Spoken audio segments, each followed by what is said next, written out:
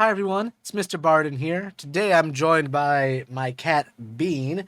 I just recorded another video and she went from being cute to being all in my face. So hopefully she's not too distracting this time. We're gonna find out. This is a much shorter video than the last one I just recorded. So we're gonna hop up with that. If you're watching all of these in the order that I record them, that's kind of weird. But if you go back and rewatch them, you'll recognize this is very similar to the sketch where I go over creating a virtual soundboard.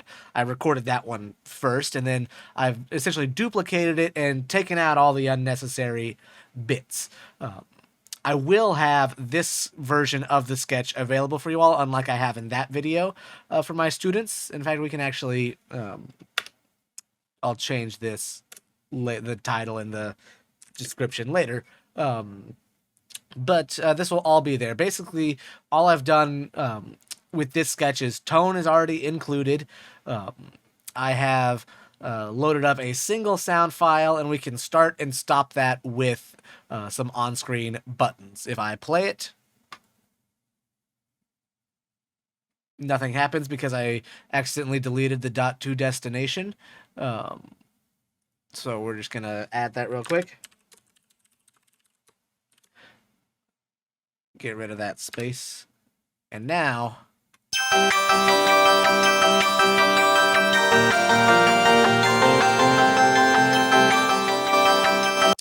all right, so we have that there. So what is the point of this video? This video is going to go over how we can create sliders and attach them to audio effects in our sketch. So I'll be going over a few different effects, a few different ways to load up the sliders and things of that nature.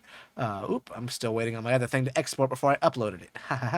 All right, so let's just hop right into it. Again, all the sound is there, all the bits, all the buttons are already hooked up. We want to focus on sliders and audio effects to change this sound. So at the moment, we are just going straight from the sound file to the destination output, the speakers of your computer. What we can do is, instead of going directly from A to B, we can add another point in the middle. So we have A, B, C, or A, B, and C to D. We can add multiple stops along the way and essentially route this audio through a bunch of different stuff, as if you were plugging in wires to a physical unit somewhere, and send the audio through a bunch of different algorithms and change up what the sound file contains before it comes to the speaker. This is a very, very long-winded way of saying we can add plugins to change the sound. That's essentially what we're doing. It's a very, very big simplification, but that's basically it. So in order to make an audio effect, I should say we're going to start with the effects because we need to make the effect before we can connect a slider to it. So we're going to start by making the effects. We first have to basically, we're going to be making an object, nothing strange. Tone is all set up like this, where something gets assigned to be a new object in that class. So we're going to make, let's say, let's make one audio effect for now because the process is the same for all of them. Let's see, in my last video we looked at some delays and a shifter. So let's look at reverb. Why not? We'll do this reverb. Oh, are you getting down this time? Yep. Okay, bye. So we're gonna do a reverb. That'll be right that. Okay.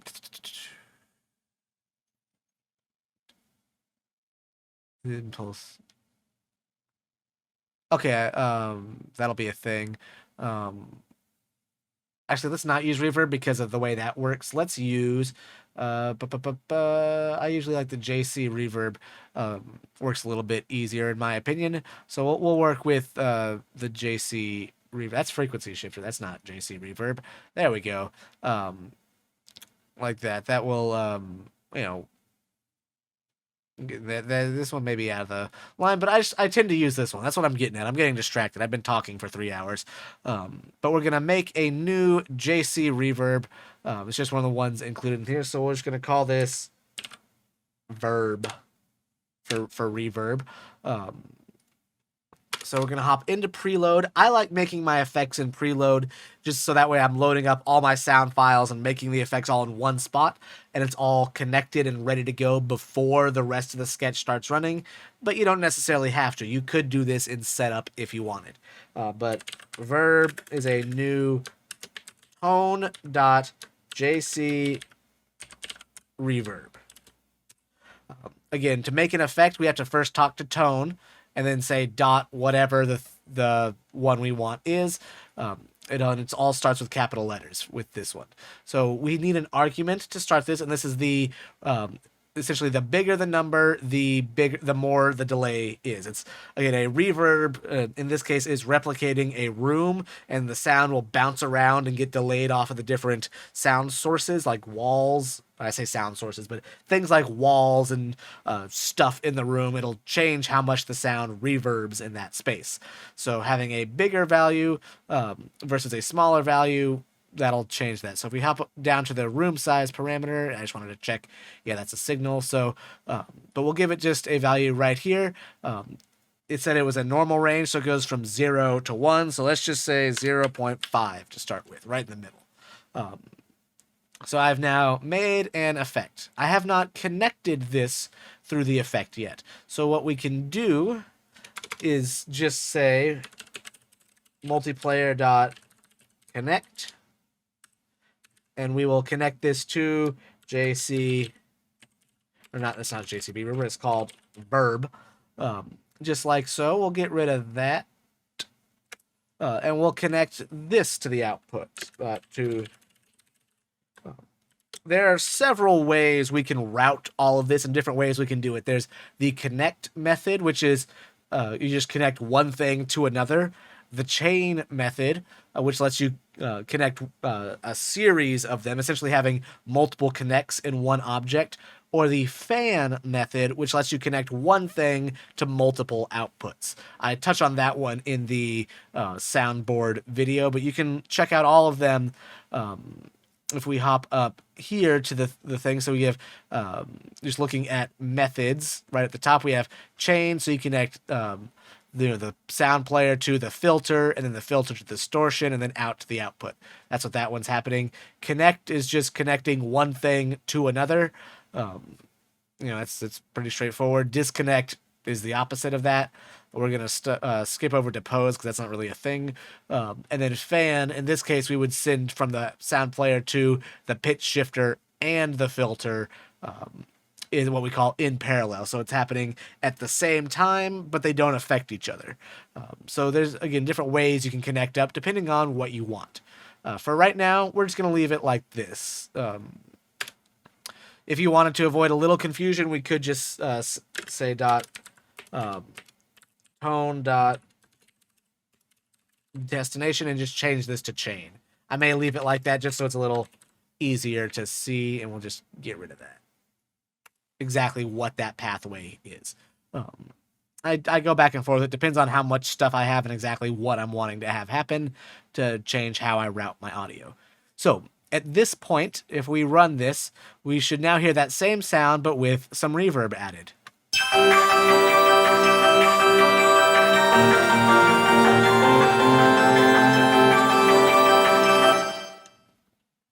It sounded a lot more echoey compared to before. So we've got that there. What if we wanted to change that? Well, there's essentially two different ways we could go about doing that. I'm going to show you both, and they both involve a slider. So the process of making a slider starts off identically to making a button. You need something to control it, and I'm just going to call this verb slider up here. And then I'm going to go to where I'm making my buttons. I'm just going to go down and make the slider. So verb slider gets assigned to be the create slider function. And this is where it branches off from a button. So we have create button that makes a button. We have create slider, it makes a slider. Instead of giving it a label, because there's no label built into a slider, we need to give it 4 values. Okay. The first one is the minimum value of the slider. Because we learned from up here, I hop back up to the top and look at room size. It's a normal range, so it goes from 0 to 1. We know that 0 will be our minimum, 1 will be our maximum. You're going to want to check whatever effect you want to make sure that the range of your slider is appropriate. You can set your slider range to be whatever you want. The third one is a default value. So let's just say let's set let's give it a 0.8 this time. Why not? And then we can give it a step size, which means that every tick of the slider will be a certain amount. And this could be whatever you want. Giving it 0, if I remember right, means it has none. We can look under the reference for P5, not tone, but P5 itself, and look at create slider, and just look at all the stuff. Step size. Yep, if 0, it'll move continuously as opposed to setting up. So if you don't want the slider to tick off in increments, you can give this last one a value of 0, and it'll just freely move. If I run this, the slider's down here, and it just kind of freely moves. So that's the first part. The next part is I want to put it on the screen. So verb slider dot position. This is identical to a button. We just give it an X, Y. I'm just going to put it right in the middle. The formatting on this one might be a little weird, just because of what I pulled it from. There, I removed a bunch of other things from the sketch, so there's a lot of empty space, but it doesn't really matter. So we've done that. But you'll notice, again, there's no label on the slider. You might be able to arrange your elements so that way you don't need a label, but I'm of the opinion of whenever possible, label something. Whether it, and it'll just make life a lot easier. You'll just eliminate the question of, well, what does this do? And someone won't accidentally break something by adjusting a slider. I have some sliders on a mixer here. That's what I slid. So what we need to do is I'm going to hop into draw, and we're just going to pull up the text function, and we're going to make a label. So, welcome back, Bean. You going to sit down or get in my face again this time? So, like I was saying, the text function, this is the reverb level. And I'm just going to put this at, let's see, 150, 200. Right there. You could arrange it again however you want. I kind of want it a little bit lower. Being I'm going to get angry at you again.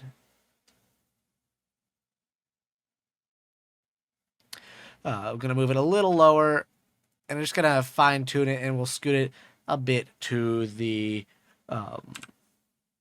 left a little more. We'll just say 130. There we are. That's close enough for, as they say, it's close enough for horseshoes and hand grenades. But we've got this slider right here. So right now, this slider isn't doing anything, though. Although looking at it, you might think, well, maybe it should be controlling the reverb level. You'd be right. To do that, we need to connect it all up. This will also happen in Draw because we need to look at the slider's level every frame and then use that to adjust the reverb in real time. So what we can do is talk to our effect, verb, talk to the parameter that we want. For this one, I want to change the amount of reverb on the sound. So for that, we need the wet parameter. That's what we need for this is wet. And we can say wet. Now, wet and a handful of other parameters are what we call a signal. So what this will mean is that I realize I've flopped from room size to wet now. Luckily, all the ranges are the same, so it'll still work. But because it's a signal, it is sending this value at the signal rate into the effect. It's constantly going at the 44,100 times. Bean, you need to move your face. I'm typing. So, what I was saying, was that it's sending this value over and over and over again. So in order to make that work, we actually need to talk to a sub property called value in order to have all this update correctly. It's just the way that all the stuff on the back end is set up. If it's labeled as a signal, we need to indicate that we're talking to the value of the wet parameter. And we're just going to assign that to be the result of our slider dot the value method. This may look a little confusing, but because this side of our little equation comes from Tone, they have their own interpretation of value, and then verb sliders coming from P5, and the value method there is a different thing. So again, they're fighting each other just a little bit in terms of how clearly this looks to the viewer of your code, but that's what you need to do. So now, if I run this, I realize I've changed that up a bit. But if we play the sound, there should be no reverb. And then as we increase it, more and more reverb will happen.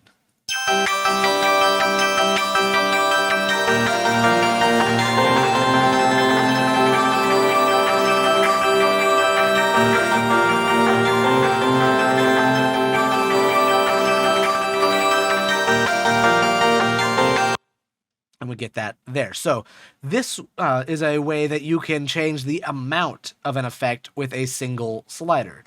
If you've done a lot of stuff in audio production and working at DAWs, I like to think of it as kind of parallel processing the effect, so you can fine tune exactly how much you want in your mix.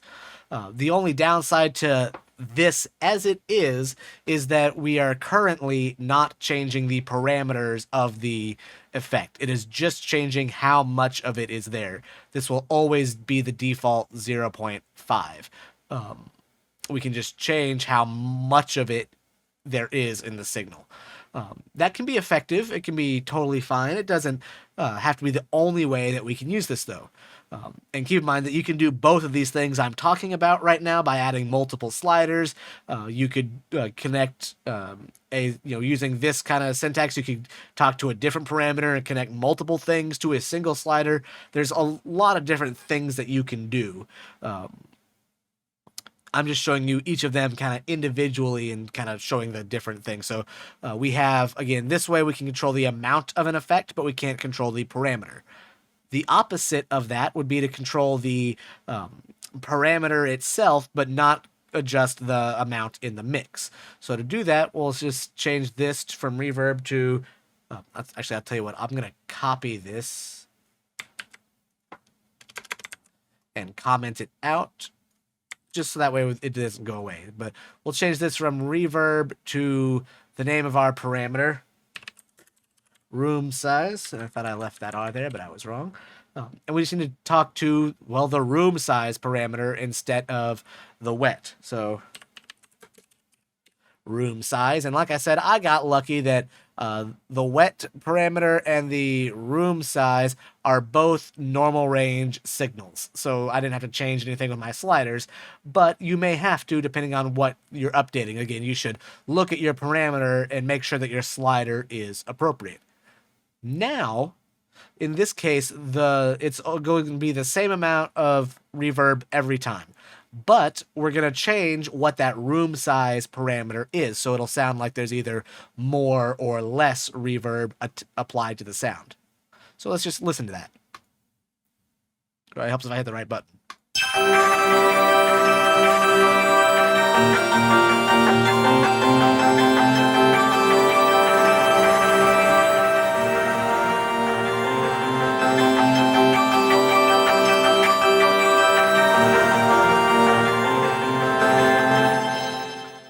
So what's happening here on the technical level in terms of differences is we are either changing how much reverb sound we hear, or in this case, we are changing the size of the implied space that we are reverberating in.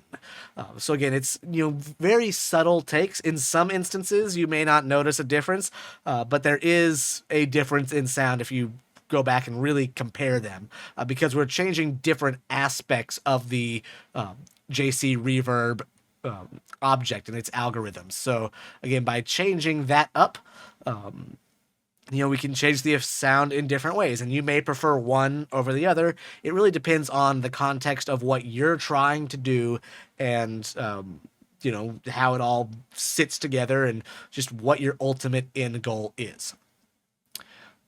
With that being said, we're essentially at the end of what I wanted to talk about. So the process for making a slider is going to be the same. You create slider, you give it a minimum, a maximum, a starting value, and a step size, and boom, you've got your slider. You tell it where you want it to go on the screen.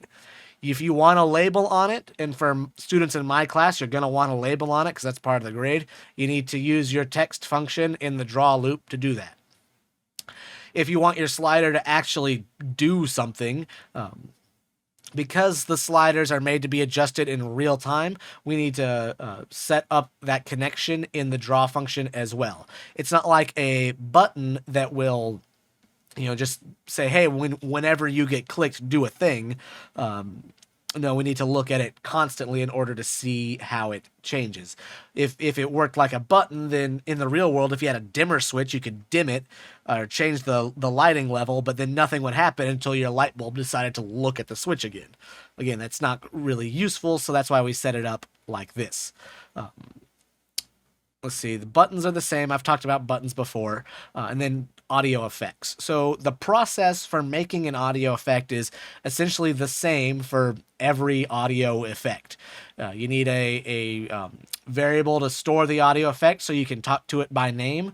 And then it's just a new tone dot whatever the effect is, and then if that needs an argument or more, you can find that in the reference material. So like always, I'll have the reference material in the description. This video will have the code in it. Again, the last one I recorded did not, just because it was going over a project.